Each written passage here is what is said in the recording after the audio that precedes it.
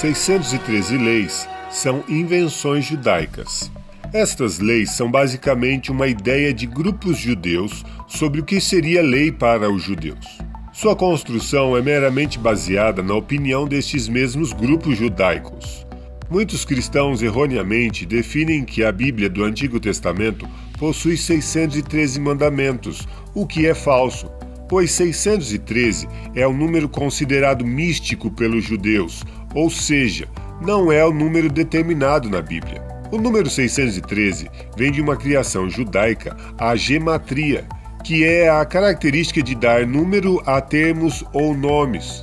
A gematria surgiu de um sistema assírio-babilônico grego, ou seja, de uma linha mística de povos que os judeus foram servos. 613 é a gerimatria próxima da palavra Torá. O Talmud define que a origem da formulação de 613 mandamentos é do Sinai, no século III d.C. Esses 613 são divididos em outras duas partes, também utilizando o sistema místico de origem assírio-babilônico, que é a gerimatria.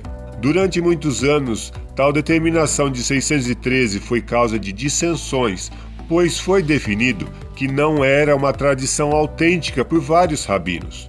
Por exemplo, o rabino Simeon ben Shammai disse: talvez o acordo que o número de mitzvot é 603 é apenas a opinião de Rabi Sinlai, seguindo a sua própria explicação do mitzvot, e não precisamos confiar em sua explicação quando chegamos a determinar a lei, mas sim nas discussões do Talmud.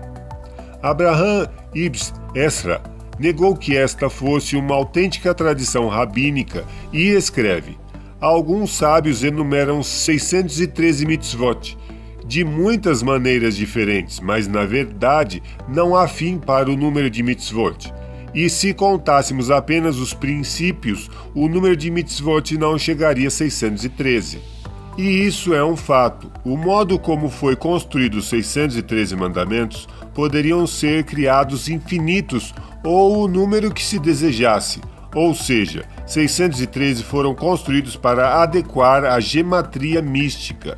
Por exemplo, uma das leis nos mandamentos obrigatórios enumerados por Maimônides, temos a 82 que diz: cada macho deve escrever um rolo da Torá.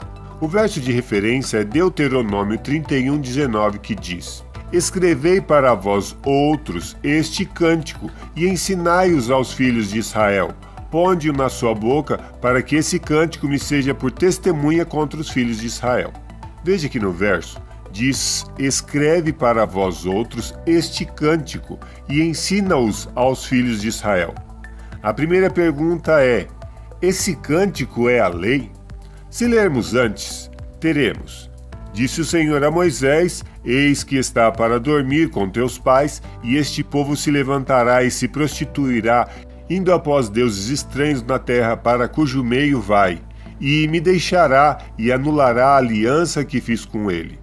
Nesse dia minha ira se acenderá contra ele, desampará-lo-ei e dele esconderei o rosto para que seja devorado, e tantos males e angústias o alcançarão, que dirás naquele dia: não nos alcançaram estes males por não estar o nosso Deus no meio de nós?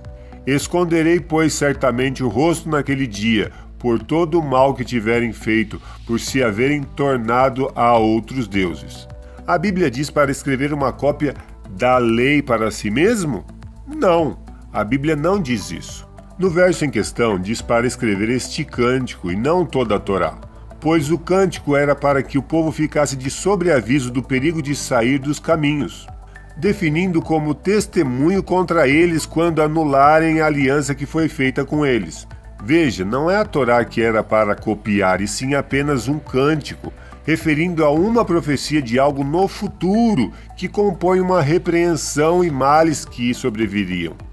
Portanto, veja que as 613 leis se fundamentam não no texto bíblico, mas na imaginação do grupo que definiu a criação dessas 613 leis, várias vezes sem ao menos seguirem a ordem do texto bíblico ao qual se dizem basear.